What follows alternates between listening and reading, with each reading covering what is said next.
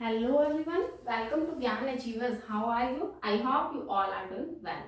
तो आज हम स्टार्ट कर रहे हैं अकाउंट्स के टाइप्स, जो रूल्स हैं हमारे अकाउंट्स के कि किस को डेबिट करना है, क्रेडिट करना है. तो आज हम इस क्लास के अंदर यही समझेंगे. तो सबसे पहले हमें अकाउंट्स के टाइप्स की नॉलेज होनी चाहिए. फर्स्ट वन है टाइप्स ऑफ अकाउंट्स के अंदर पर्सनल अकाउंट, सेकंड वन है real account and third one is nominal account. तो बच्चे पर्सनल अकाउंट नेम से ही पता चल रहा है कि किसी पर्सन के बारे में जब हम डिस्कशन करेंगे तो उसको हमने नेम दे दिया है पर्सनल अकाउंट का. तो पर्सनल अकाउंट को हमने आगे 3 टाइप से डिवाइड किया: natural person, artificial person and representative person. Natural person आपको नेम से ही पता चल रहा है, जैसे आप हो, मैं हूं, तो हम क्या है, नेचुरल पर्सन है. जैसे अकाउंट बना देते हैं, राम अकाउंट, श्याम अकाउंट. तो जो नेचुरल है, गॉड ने हमें जो बर्थ दिया है उसके अकॉर्डिंग जो नेम है उनको हम बोल देते हैं पर्सनल अकाउंट.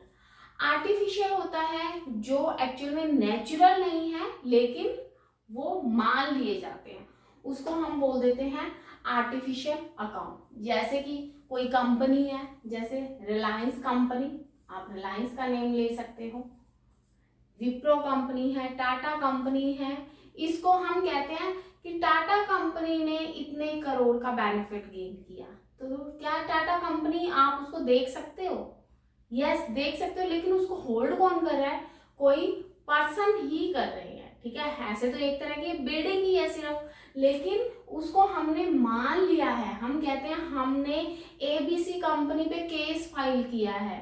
तो कंपनी बनी किससे है? बनी तो वो नेचुरल पर्सन से ही है ना.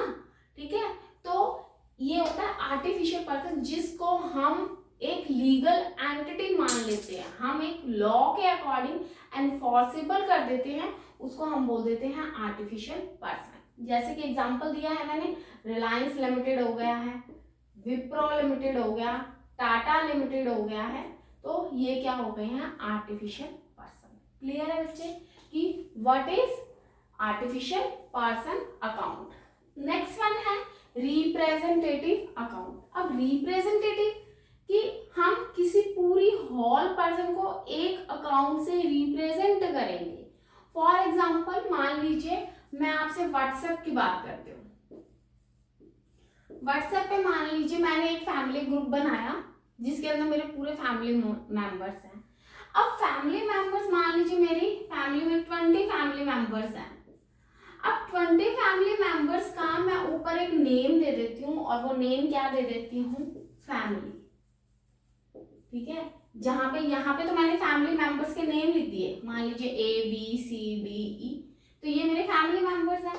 इन फैमिली मेंबर्स को मैंने एक नेम से रिप्रेजेंट किया, मीन्स जो मेरे ग्रुप का मैंने नेम बनाया है वो नेम क्या है? फैमिली. तो ये जो फैमिली हो गया ना, ये क्या कर रहा है? ये आपके पूरे होल फैमिली मेंबर्स को रिप्रेजेंट कर रहा है. क्लियर हो गया? तो इसको हम बोल देंगे रिप्रेजेंटेटिव अकाउंट. यस और नो? समझ आया है ना आपको? तो ये हो गया है हमारा.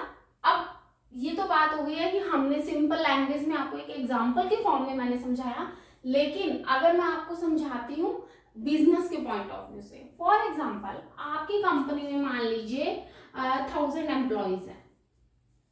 ठीक है, आपने इन 1000 एम्प्लॉइज को आउटस्टैंडिंग सैलरी पे करनी है. आउटस्टैंडिंग सैलरी मीन्स आपने वो सैलरी आने वाले टाइम में पे करनी है. ठीक है, तो आप क्या 1000 एम्प्लॉइज का नेम लिखोगे कि A B C D E F, इस तरह से क्या पूरे एम्प्लॉइज का नेम लिखोगे? या आप ये करोगे कि आउटस्टैंडिंग सैलरी अकाउंट लेके और उसमें जितने भी आपके एम्प्लॉइज हैं उन एम्प्लॉइज की जो सैलरी है वो आप इस आउटस्टैंडिंग सैलरी अकाउंट के अंदर पुट कर दोगे. समझ आ गया आपको? तो क्या मैंने आउटस्टैंडिंग सैलरी अकाउंट को रिप्रेजेंट किया है पूरे अपने 1000 एम्प्लॉइज से, तो उसको हमने बोल दिया है रिप्रेजेंटेटिव अकाउंट. क्लियर है बच्चे?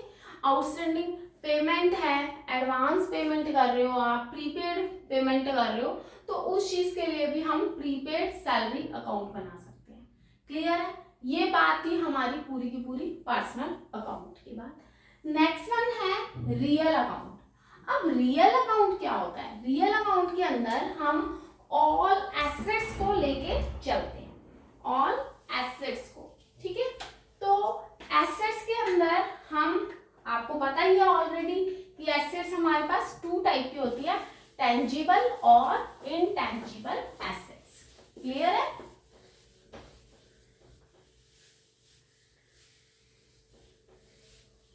तो ये देखिए टेंजिबल और इनटेंजिबल। अब टेंजिबल एसेट्स कौन सी होती है? जिन एसेट्स को हम टच कर सकते हैं, सी कर सकते हैं, उसको हम बोल देते हैं tangible assets. For example building account हो गया, फर्नीचर अकाउंट हो गया, ठीक है। ऐसे अकाउंट जिसका बेनिफिट हम मोर देन 1 ईयर के लिए गेन कर सकते हैं, उसको हम ले लेते हैं रियल अकाउंट्स के अंदर। अब टेंजिबल एसेट्स कौन सी हो गई है? बिल्डिंग अकाउंट है, फर्नीचर अकाउंट है, आप और कोई एसेट्स भी ले सकते हो, ठीक है। तो इस तरह से ये क्या बन गया हमारा टेंजिबल। हम बिल्डिंग को टच कर सकते हैं, फर्नीचर को टच कर सकते हैं, लैंड अकाउंट बना दिया तो लैंड अकाउंट को भी हम टच कर सकते हैं, सी कर सकते हैं, तो वो हो गया हमारा टेंजिबल एसेट्स अकाउंट। क्लियर है? नेक्स्ट वन है इनटेंजिबल।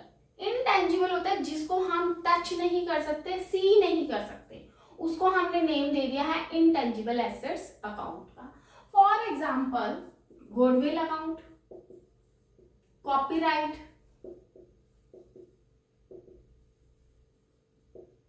ठीक है, रॉयल्टी, आगे बात समझ, ट्रेडमार्क। तो ये क्या है हमारे इनटेंजिबल अकाउंट्स, ठीक है। जैसे गुडविल है, अब मान लीजिए मैं आपको एक सिंपल सा एग्जांपल देती हूँ। आपने लिया बिस्किट, ठीक है, बिस्किट मान लीजिए कोई लोकल मार्केट का है, लोकल मार्केट में कोई बिस्किट लिया आपने और इस बिस्किट की वैल्यू क्या है, मान लीजिए 10 रुपीज है। आपने वो बिस्किट परचेज किया और आपने उसको ईटिंग कर ली। लोकल मार्केट का है, आपको वो कह दे कि इस लोकल मार्केट के बिस्किट्स को 50 रुपीज का है, आप कहोगे कौन सी कंपनी का है, ऐसा लोकल है, तो हम क्या करेंगे, फिर तो हमें ब्रांडेड ही प्रोडक्ट मिल जाएगा, फिर हम आपका लोकल मार्केट का प्रोडक्ट क्यों लें। अगर उस बिस्किट की वैल्यू 5 रुपीज है, 10 रुपीज है, 15 रुपीज है, आप ले लोगे, ठीक है। लेकिन अगर इसी बिस्किट की वैल्यू 10 से 50 में चली जाती है तो आप उस बिस्किट को नहीं लोगे, ठीक है। एग्जाम्पल अब एक और दे देती हूँ। मान लीजिए बिस्किट ही है और वो बिस्किट मान लीजिए यूनिबिक का है, मान लीजिए सनफीस्ट का है, पार्ले जी है, ठीक है, कोई अदर ब्रांडेड प्रोडक्ट है, ठीक है। तो आप क्या कहोगे, अगर मान लीजिए इसी, चाहे वैल्यू वही सेम, कॉस्ट वही 10 रुपीज लग रही है, लेकिन अगर सनफीस्ट आपको कहता है कि ये बिस्किट का पैकेट 50 रुपीज का है, तो आप देने के लिए रेडी हो जाओगे। आप कहोगे कौन सी ब्रांड का है, यस, ठीक है, ओके, आप उसको पे कर दोगे। तो इसको हम क्या कहते हैं, गुडविल। सनफीस्ट ने, क्रीमिका ने अपनी गुडविल के रीजन से उस बिस्किट की वैल्यू 50 रुपीज कर दी है, जबकि वैल्यू उसकी एक्चुअल वैल्यू जो है वो 10 रुपीज है, ठीक है। तो इसको हम बोल देते हैं गुडविल। आई बात समझ? तो इसको हमने नेम दे दिया है इनटेंजिबल एसेट्स अकाउंट का। नेक्स्ट वन है नॉमिनल एक्सपेंसेस और इनकम लेके चल रहे हैं। एक्सपेंसेस आपको पता है, खर्चे, बिजनेस को आपने सेटअप किया, बिजनेस में क्या है, मान लीजिए सैलरी पे कर रहे हो आप, रेंट दे रहे हो, ठीक है, लाइटिंग का पेमेंट कर रहे हो, तो ये क्या है, आपके खर्चे हैं, सैलरी पे करनी है, एक्सपेंस है, लाइटिंग का देना है, रेंट देना है, इलेक्ट्रिसिटी बिल का पेमेंट करना है, तो वो सारे के सारे जो हैं वो एक्सपेंसेस के अंदर आप ऐड करोगे। इनकम क्या होता है, जहां पे हमें बेनिफिट्स मिलते हैं, जहां पे हमारे फायदे होते हैं, हमें गेन होता है, हमें कुछ इनकम रिसीव होती है। फॉर एग्जाम्पल कमीशन रिसीव हो गया, ठीक है, कमीशन रिसीव्ड हुआ है, तो वो आपकी क्या हो गई है, इनकम हो गई, तो इसको हमने किसमें नेम दे दिया, नॉमिनल अकाउंट के अंदर। ओके, समझ आ गया आपको। तो ये थे हमारे टाइप्स ऑफ अकाउंट के अंदर personal, real and nominal account. अब इसके रूल्स क्या है, कब किस अकाउंट को डेबिट करना है, किस अकाउंट को क्रेडिट करना है, वो हम नेक्स्ट क्लास के अंदर रीड करेंगे। लेकिन अभी आप इन 3 अकाउंट्स का, क्योंकि ये मेन बेस है आपका, उसके बाद ही आपको अकाउंट्स में डेबिट क्रेडिट का रूल समझ आएगा। तो पहले आपको डिफरेंशिएट करना सीख जाइए कि पर्सनल, रियल और नॉमिनल के अंदर क्या डिफरेंस है। तो आज की क्लास मैं यही ओवर करती हूँ। आप प्लीज इस क्लास को अच्छी तरह से रीड कर लीजिए, स्टडी करिए पूरा बाय 3-4 टाइम, इसको पूरे का पूरा स्टडी कीजिए और फिर हम विद एग्जांपल्स। अब मैं मिलती हूँ आपसे नेक्स्ट क्लास में, जिसके अंदर हम इन अकाउंट्स के रूल्स के बारे में स्टडी करेंगे। Thank you so much, have a nice day, God bless you and please like, subscribe and share my channel. Thank you.